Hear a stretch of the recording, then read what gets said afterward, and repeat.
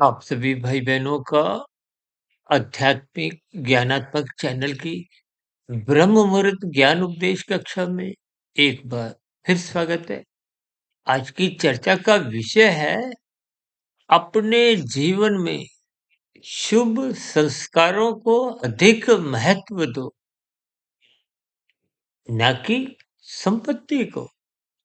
यह संपत्ति को महत्व ना देने का अभिप्राय केवल इतना ही है कि सापेक्ष दृष्टिकोण से आपने संस्कारों की एक सुरक्षा जो कि कारण शरीर में देखिए एक शुभ संस्कार जो आप पिछले जन्मों के लेकर आए हो, या जितना भी आपने सत्संग किया है, सत्वगुण का संग किया है, महापुरुषों का एक संग करते हुए उनके प्रवचनों को सुना है, या कोई सात्विक पुस्तक ग्रंथ पढ़ते हुए अपनी सात्विक स्थिति मजबूत की, शुभ संस्कार बनाए, या उस दिशा की ओर जितना भी आपने कार्य किया, उन सभी सात्विक स्थितियों को यानी कि शुभ संस्कारों को आपने एक सुरक्षा कवच देना है।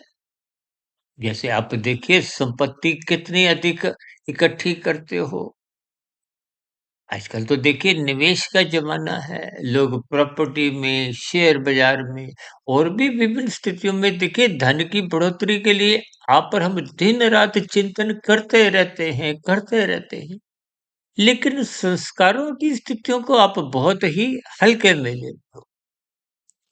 संस्कारों की स्थितियों को हल्के में लेने के कारण ही आज आपके हमारे मन बुद्धि के स्तर पर एक कुसंग की स्थितियाँ, बुरा चिंतन की स्थितियाँ सहज ही एक फुर्नों के रूप में, एक विचारों के रूप में कितने स्तर पर उठती रहती है।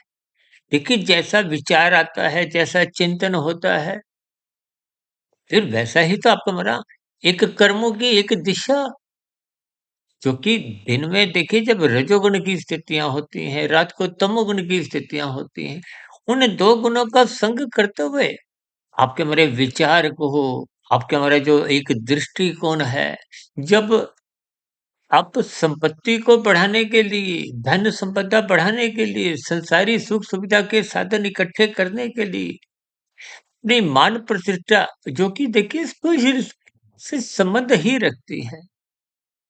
भौतिक उपलब्धियां जितने भी आप और हम इकट्ठी करते हैं, उनका संबंध विशेष रूप से स्थूल शरीर के स्तर पर ही बना रहता है। इन सभी स्थितियों के प्रति तो आप हम देखिए सचेत रहते हैं। तभी तो आप देखिए बैंक में लॉकर में अपना सोना कहो, गोल्ड या कुछ और मूल्यवान चीजें रखते हो। यानी कि आप और हम अपने मिले हुए जीवन में संपत्ति के लिए भाग-दौड़ भी करते हैं, और जितनी संपत्ति आप इकट्ठी कर लेते हो, उसको आप उचित सुरक्षा प्रदान करते हो।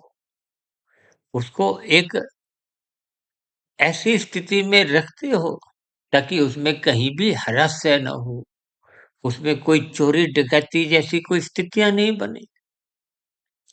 जबकि आपके हमारे जीवन का जो एक उत्थान की स्थितियाँ हैं, जो आध्यात्मिक उन्नति के दरवाज़ों को खोलने की जो एक प्रक्रिया है, वो तो तभी आरंभ होती है जब शुभ संस्कार निरंतर आपके हमारे जीवन में, कार्य शरीर में सुरक्षित बने रहे।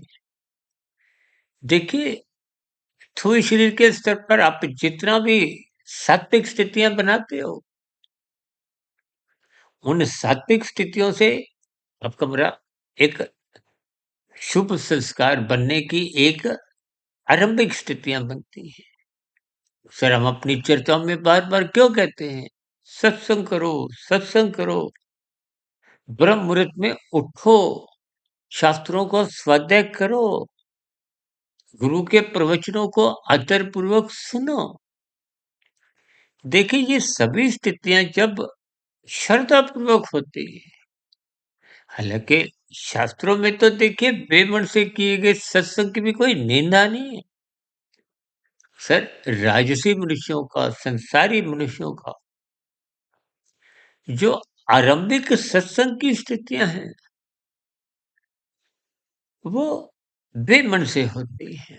यहाँ बेमन का अभिप्राय स्थूल शरीर के स्तर पर तो पूर्ण रूप से वो सत्संग करते हुए दिखाई देते हैं, लेकिन मन आंशिक जुड़ा होता है, बुद्धि आंशिक जुड़ी होती है, जिसके फलस्वरूप कुछ धुंधली स्थितियां, कुछ आधा अधूरा अज्ञान आपके हमारे भीतर में जाता है, लेकिन वो अधिक समय तक टिकता नहीं है। आज संसार में देखिए, कुछ दिन पहले ही आपने देखा ना कि भारत जैसे आध्यात्मिक देश में, उत्तर प्रदेश राज्य में, ये गंगा, जमुना, सरस्वती, त्रिवेणी नदियों के ऊपर जो स्नान करने की जो एक स्थितियां आपने हमने देखी हैं, सैकड़ों नहीं, हजारों नहीं, लाखों नहीं, करोड़ों, और करोड़ों की भी स्थितियां देखिए, लगभग मेरी जानकारी के अनुसार तकरीबन 68-69 करोड़ के आसपास की स्थितियां तो पहुंच चुकी थी। इसका अभिप्राय है क्या? देखिए, ऐसे कितने ही देश हैं जिनकी जनसंख्या भी 1 करोड़ भी नहीं है। देखिए ना, भारत जैसे देश की कुल जनसंख्या लगभग 140 करोड़ के आसपास की है। अब उसका लगभग आधा, भले ही देखिए विदेशों से भी बहुत लोग आए, लेकिन इन सभी स्थितियों को आप और हम जब आपके हमारे जीवन में एक जिम्मेदारियों से, कर्तव्य पालन की स्थितियों से, कानून का पालन करने की स्थितियों से, और भी देखिए शास्त्र सम्मत स्थितियों से यदि आप जोड़ोगे, तो आपको ऐसा महसूस होना चाहिए, तो फिर तो सभी मनुष्य अपने अपने धर्म का पालन करें। हम तो साधारण स्थितियों में बार बार कहते हैं, लाल बत्ती पे रुको, क्योंकि वर्तमान समय में तो देखिए जी, हरी लाल बत्ती, अक्सर हम इन सभी स्थितियों को धर्म से जोड़ते हुए, देखिए धर्म का अभिप्राय कोई केवल पूजा पाठ तक ही सीमित नहीं है। आप कुंभ के स्नान में एक डुबकी मारना, एक स्नान करना की स्थितियों को ही केवल धर्म तक ही सीमित अर्थों में नहीं लिया जाता। धर्म का अभिप्राय देखिए, अपने कर्तव्य कर्मों की पालन करने की स्थितियों से है। यानी कि आपकी वृत्तियां कहो, आपके विचार कहो, इस हिसाब से कर्माशय के रूप में या आपके हमारे व्यवहार में, आचरण में होने चाहिए, जिससे आपके स्वयं का जीवन भी सुख में बीते, और आपकी क्रिया द्वारा प्रकृति के अन्य मनुष्यों का भी, देखिए अन्य मनुष्यों का नहीं, शास्त्रों में तो यहाँ तक कहा गया है कि आपकी किसी कर्म द्वारा, क्रिया द्वारा किसी पक्षी को, किसी पशु को भी पीड़ा ना हो, किसी कीड़े मकोड़े को भी कष्ट नहीं हो।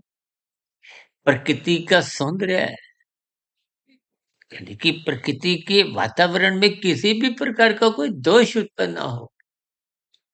आया आपके हमारे भोग विषय देखिए बिगड़ते जा रहे हैं। कुछ दिन पहले ही हमने देखी एक चर्चा रखी थी कि अपनी सात्विकता, यानी कि सात्विक स्थिति में मजबूती लाओ। इस स्थितियों में देखिए, आपके हमारे जीवन में आज भोग विषय 24/7 का रूप लेते हुए एक बाजार का, एक व्यापार की स्थितियां आप अपने जीवन में देखते हो।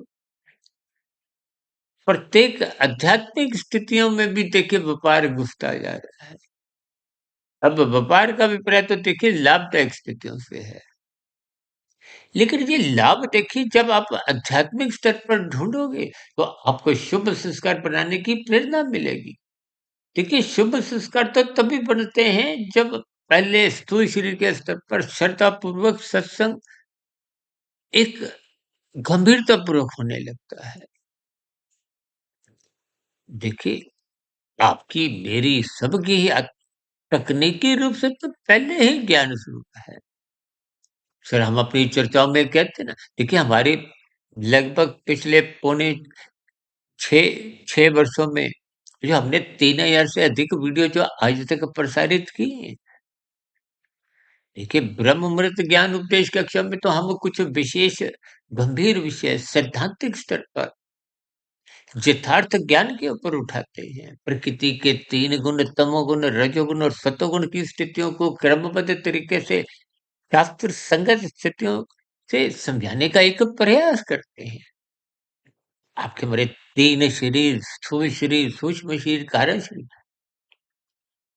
इनकी अलग-अलग स्थितियों का बोध करवाते हैं।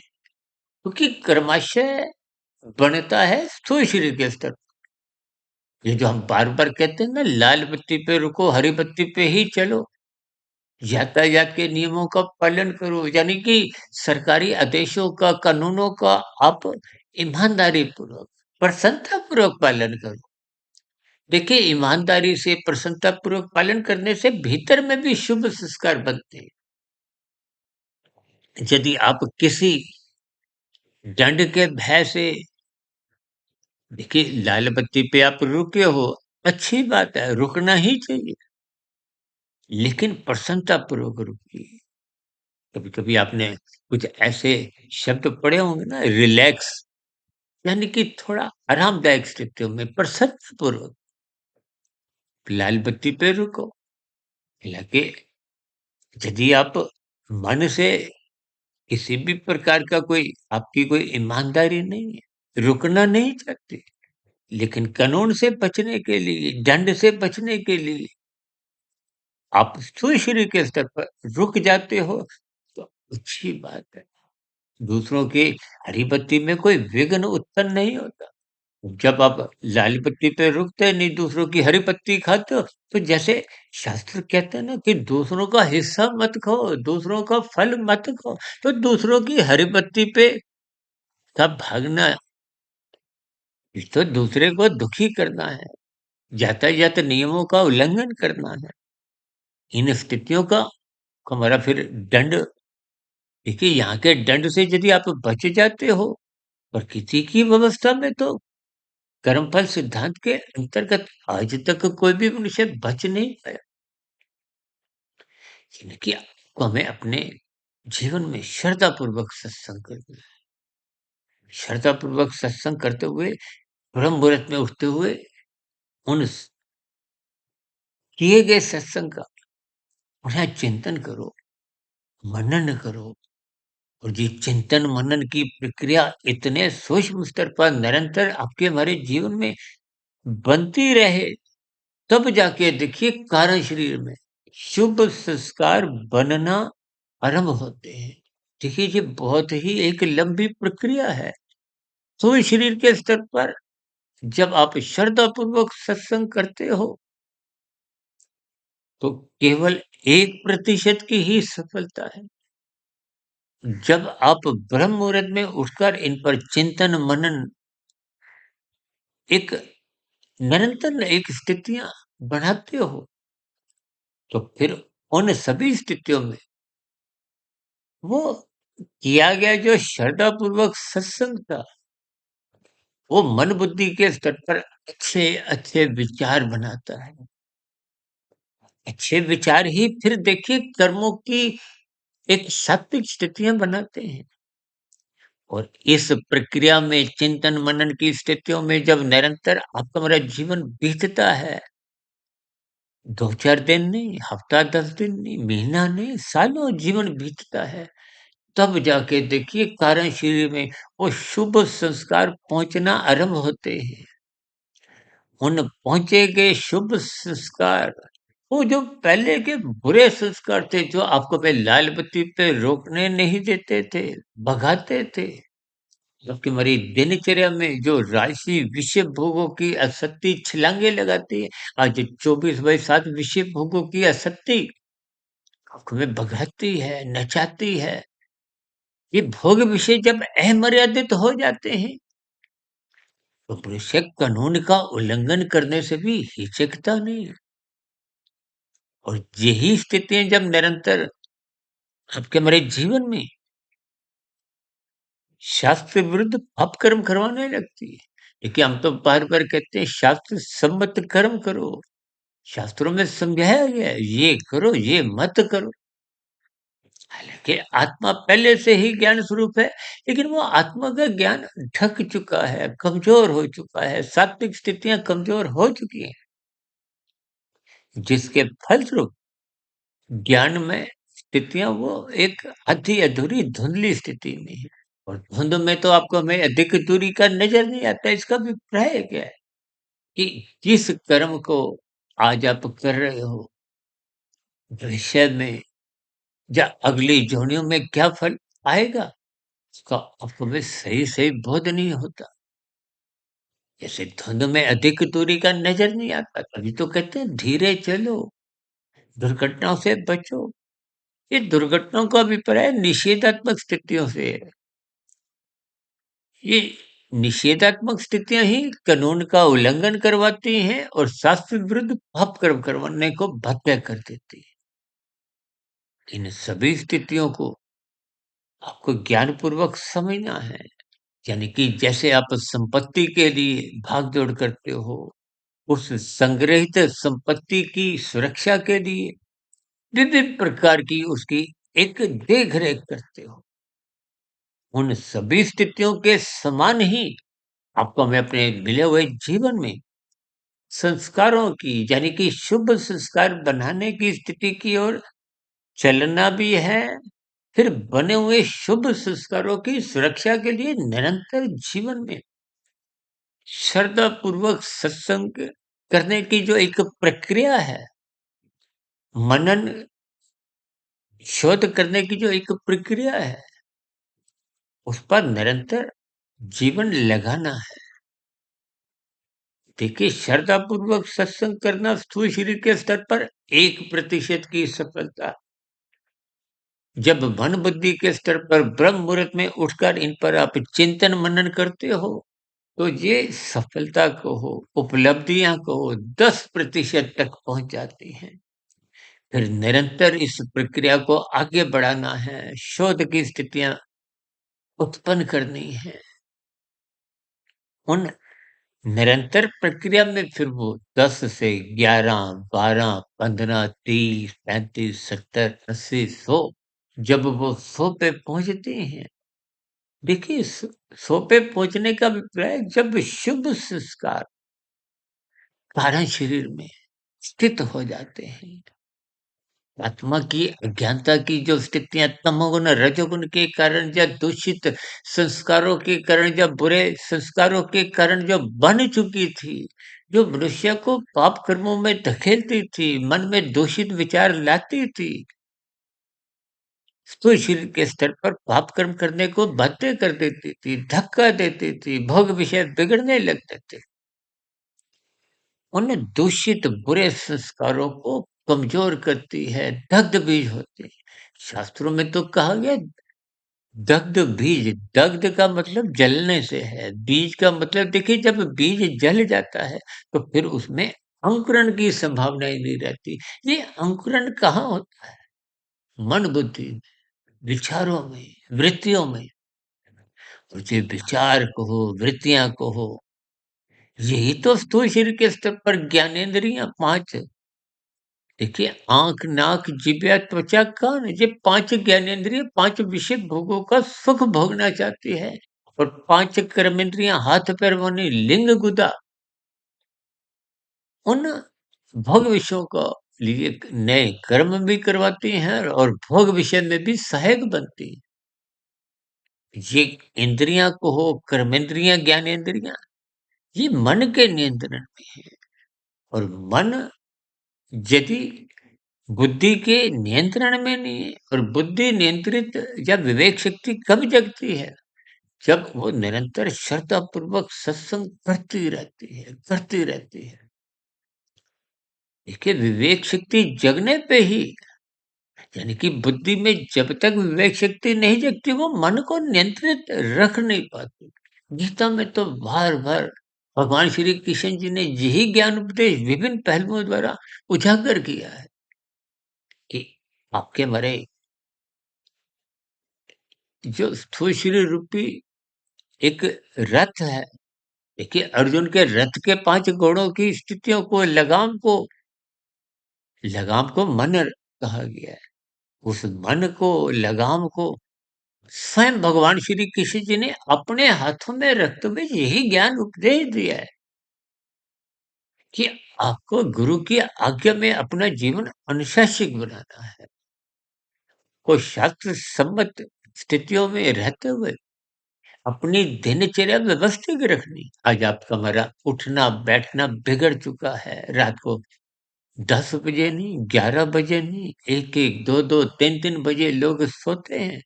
जब सोने का समय बिगड़ जाता है तो जगने की प्रक्रिया वो फिर ब्रह्म मुहूर्त में बन नहीं पाती। ये सभी स्थितियां फिर दिन में जब राजसी स्थितियां, संसारी स्थितियां, विषय भोगों की आसक्तियां विज्ञापनों द्वारा, संसार की गतिविधियों द्वारा के इर्द गिर्द घूमती है तो मनुष्य उन विषय भोगों को भोगे बिना रह नहीं पाता। जब ये राजसी स्थितियां बिगड़ जाती हैं, सतोगुण की लगाम कमजोर होती है, बुद्धि में विवेक शक्ति जगी नहीं होती, तो फिर ऐसी स्थितियों में बुद्धि का मन पर कभी नियंत्रण होता ही नहीं। कहीं कहीं तो देखिए मन बुद्धि में दोस्ती होते हुए वो रस बुद्धि, विषय भोगों की आसक्ति गहरे तल पे पहुंचने लगती है। जब मनुष्य इन सभी विषय भोगों का एक लोलुपता को आसक्ति में कैद हो जाता है, तो फिर वो भोग विषय ही, तो फिर वो मन बुद्धि को अपने नियंत्रण में रखता हुआ गैर कानूनी काम करवाता है, शास्त्र विरुद्ध पाप कर्म करवा जाता है। ये सभी स्थितियां मन जब अपनी मनमानी पे उतर आता है, बुद्धि को अपना नौकर बनाता हुआ, देखिए आज इस संसार में झूठ, छल, कपट, ठगी, हेरा-फेरी, आजकल तो डिजिटल अपराध कितने बढ़ते जा रहे हैं। आजकल तो डिजिटल अरेस्ट जैसी स्थितियां भी आप समाचार पत्रों में पढ़ते ही हो। ये सभी स्थितियों की को अर्थ भावार्थ समझने होंगे, अन्यथा हमारा जो मिला हुआ जीवन है वो यूं ही संसारी विषय भोगों की गलियों में गहरे तल गिरता जा रहा है। ये गिरने का अभिप्राय क्या है? क्रमशः बिगड़ता जा रहा है। बुरे संस्कार बनते जा रहे हैं। जबकि आज की वीडियो में तो हमने ये कहा कि पहले के जो शुभ संस्कार बने हुए हैं, उनकी रक्षा करो, उनको सुरक्षा प्रदान करो, जो कि बिना सत्संग के संभव नहीं है, बिना ब्रह्म मुहूर्त में उठने पे संभव ही नहीं है। देखिए, ये ब्रह्म मुहूर्त में उठना, श्रद्धापूर्वक सत्संग करने की एक पुनरावृत्ति होती है। गुरु के प्रवचनों को अध्ययन पूर्वक सुनो, शास्त्रों का स्वाध्याय निरंतर करते रहो। जैसे हम भोजन 3 समय खाते हैं, बार-बार भूख लगती है। कुछ दिन पहले देखिए हमारे जानने वाले ने भी कुछ ऐसा कटाक्ष रूप में कुछ ऐसा बोला कि पहले आपकी कुछ साल पहले एक वीडियो आती थी, फिर आपने पिछले 4 एक वर्षों से 1 से 2 कर दी और अब पिछले कुछ महीनों से ये 2 की भी आपने 3 वीडियो कर दी है। देखिए, दिन में हम लघु ज्ञान संदेश जो कि आध्यात्मिक ऑक्सीजन के जैसे भौतिक शरीर को देखिए हर क्षण एक प्राण शक्ति ऑक्सीजन चाहिए ना। अभी कुछ वर्ष पहले कोरोना का कुछ ऐसा समय आया जब ऑक्सीजन की कमी होने के कारण कितने लोगों की जान चली गई। यानी कि भौतिक ऑक्सीजन की कमी के कारण कि हमारी जान को खतरा बन जाता है, मृत्यु हो जाती है। फिर आध्यात्मिक ऑक्सीजन के द्वारा हम लघु ज्ञान संदेशों द्वारा कुछ ऐसे सरल शब्दों को, कुछ शब्दों की स्थितियों को कहो, कुछ वाक्यों की स्थितियों को कहो या ब्रह्म मुहूर्त ज्ञान उपदेश कक्षा में हमने जिन स्थितियों पर कुछ चर्चाएँ की होती हैं, देखिए सभी स्थितियों पर तो हम एक-एक शब्द को हम उस स्थिति विशेष में उच्चारण करते समय, वीडियो बनाते समय तो हम उस पर कुछ विशेष एक गहरे तल पे बोध नहीं करवाते। तो फिर ऐसी स्थितियों में हम आध्यात्मिक ऑक्सीजन के अंतर्गत हैं। कुछ लघु ज्ञान संदेशों द्वारा, जैसे ब्रेकिंग न्यूज़ आती है ना, उनके द्वारा कहो। देखिए, शब्दों की अर्थ भावार्थ आपको समझ नहीं है। और शाम को तो हम आपके प्रश्नोत्तर ज्ञान कक्षा के माध्यम से, जो पहले संध्या बेला ज्ञान कक्षा की एक वीडियो थी, उसको हमने प्रश्नोत्तर ज्ञान कक्षा के अंतर्गत आप भाई-बहनों के प्रश्नों के उत्तर एक वीडियो के रूप में दे देते हैं, या एक सामान्य स्तर पर कि हमारी दिनचर्या में जैसे-जैसे संसार की, राजनीतिक दलों की, सरकारी विभागों की, या आपके हमारे एक व्यवहार में जो स्थितियाँ मेरे समझ में आती हैं, उन स्थितियों पर कुछ प्रकाश डालते हुए, उन स्थितियों को प्रकृति के 3 गुण तमोगुण, रजोगुण, सतोगुण, जिनको स्वयं भगवान श्री कृष्ण जी ने एक गुणतम ज्ञान विज्ञान से जोड़ा है।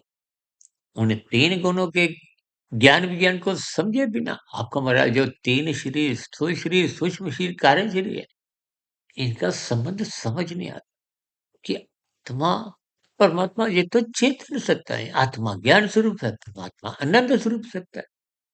आत्मा का स्वभाव कभी भी संसारी 5 भोग्य विषयों को, संसारी रसगुल्लों को भोगने का होता ही, लेकिन इन विषय भोगों की आसक्ति के कारण आपका हमारा बुरे संस्कार बनते हैं, बुरे संस्कार ही वो आत्मा के प्रकाश को कमज़ोर करते हैं, अवरित करते हैं। हमने एक बार वीडियो बनाई थी ना, मल विक्षेप आवरण, ये आत्मा के 3 आवरण हैं। मल का अभिप्राय देखिए एक निषेधात्मक स्थितियों से है, बुराई से है, तमोगुण से है। ये आपके हमारे ज्ञान को, आत्मा के ज्ञान को बहुत अधिक गहरे तल पर कमज़ोर करते हैं, ढक देते हैं। जैसे ट्यूब के ऊपर देखिए, अब पीछे ट्यूब जल रही है ना, उसके ऊपर यदि मैं काला कपड़ा लगा दूँ तो अंधकार हो जाएगा, मेरी शक्ल भी आपको दिखाई नहीं देगी। और यदि मैं पीला, नीला, हरा कुछ कागज़ लगाता हूँ, वो राजसी स्थितियाँ हैं। तो कुछ धुनमय स्थितियाँ, सर हम धुनमय स्थितियों को आधा-अधूरा ज्ञान से एक राशि मनुष्य की स्थितियों को जोड़ते हुए कुछ चर्चाएँ रखते हैं, और सात्विक स्थितियों को हम ज्ञानमय स्थितियों से, देखिए सतोगुण में आपको सही-गलत की पहचान होती है। और इसीलिए सतोगुण का संग करना ही सत्संग की स्थिति है। और ब्रह्म मुहूर्त जो कि सूर्य निकलने से पूर्व के 2 घंटे 40 मिनट की स्थिति है, वो सतोगुण की शुद्धतम स्थिति है। उस शुद्धतम स्थिति को ही शास्त्रों में ब्रह्म मुहूर्त का नाम दिया गया। हम तो देखिए, आध्यात्मिक ऑक्सीजन की वीडियो हो, चाहे ब्रह्म मुहूर्त ज्ञान उपदेश कक्षा की वीडियो हो, चाहे संध्या बेला ज्ञान कक्षा यानी कि सर्व ज्ञान वृक्ष की एक प्रश्नोत्तर ज्ञान कक्षा की वीडियो हो, इन सभी वीडियो को बनाने का, बोलने का हम कार्य, हमारी कोशिश यही होती है कि वो ब्रह्म मुहूर्त समय विशेष में ही करें, कि परमात्मा की प्रेरणा से, गुरुओं के आशीर्वाद से पिछले लगभग 27 से 28 वर्षों से मैं 1 डेढ़ 2 बजे तक उठने का एक स्वभाव संस्कार सा बन गया है। तो इन सभी स्थितियों में वो ब्रह्म मुहूर्त का समय 2 घंटे 40 मिनट ना रहते हुए वो 4 घंटे, 5 घंटे, 6 घंटे बन जाता है। तो उसका लाभ उठाते हुए हम अपनी सात्विक स्थितियों को मजबूत करने में एक उनकी हम एक लाभ उठा सकते हैं। तो इन सभी स्थितियों को आप भी अपने जीवन में लाभ उठाइए, और ये लाभ तभी आएगा जब आप पहले के बने हुए शुभ संस्कारों को सुरक्षित रखोगे। उस सुरक्षित रखने की स्थितियों के लिए आपको नए सिरे से सत्संग करना अनिवार्य है। शास्त्रों में तो स्पष्ट शब्दों में कहा गया, जो मनुष्य सत्संग नहीं करता, देखिए सत्संग की स्थितियों को एक साधारण मनुष्य वृद्धावस्था के साथ जोड़ता हुआ अपने अल्प ज्ञान को ही समझाता है। देखिए, सतोगुण का संग, जैसे बच्चे को भी प्रकाश चाहिए, युवक को भी प्रकाश चाहिए। बिना प्रकाश के तो आपके हमारी कोई क्रियाएँ सूर्य डूबने के बाद संभव ही नहीं। जैसे तन के स्तर पर प्रकाश चाहिए, वैसे ही मन बुद्धि जो तन का संचालक है, स्थूल शरीर का संचालक मन है। मन के ऊपर बुद्धि तत्व है, उसका बॉस बुद्धि है। इन सभी स्थितियों को ज्ञान की खुराक मिलनी आवश्यक है।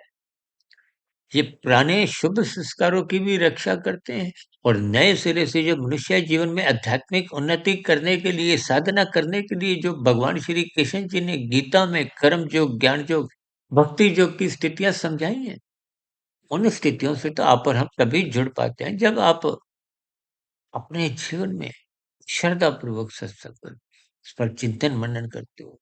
इस प्रक्रिया को आप भी निरंतर अपने जीवन में बनाते रहिए, इसको जगाते रहिए, इस पर कार्य करते रहिए, रात को मनात्मक स्थितियों से बचते रहिए, ब्रह्म मुहूर्त में उठते रहिए। इन सभी स्थितियों को निरंतर जीवन में बनाने से, ढालने से, अपने व्यवहार को सात्विक बनाने से ही आपके बड़े नए शुभ संस्कार भी बनते हैं और पहले के बने हुए शुभ संस्कारों की भी रक्षा होती है। आज की वीडियो विशेष को हमने देखिए संपत्ति और संस्कारों की एक तुलनात्मक स्थितियों पर कुछ विचार जैसे जैसे प्रभु की प्रेरणा से, गुरुओं के आशीर्वाद से, ब्रह्म मुहूर्त समय विशेष में जैसे-जैसे कुछ आते गए, मैंने उन सभी स्थितियों को आज की वीडियो का एक जगह दी, उनको एक स्थान दिया। इन सभी स्थितियों पर आप भी तर्कपूर्वक, ईमानदारी से चिंतन करें। यहाँ कहीं कुछ आपको कुछ कमी लगती हो, कोई आपके मन में प्रश्न हो, कोई मेरी कही गई बातें आपको तर्कसंगत सही नहीं लगती हो, या आपके मन में कही गई बातों पर कोई आपत्ति हो, शिकायत हो, तो आपके प्रश्नों का, सुझावों का और शिकायतों का नीचे दिए गए कमेंट्स बॉक्स पर सदा ही स्वागत है। इस चर्चा विशेष को ध्यानपूर्वक, धैर्यपूर्वक और गंभीरतापूर्वक सुनने के लिए आप सभी भाई-बहनों का बहुत-बहुत धन्यवाद।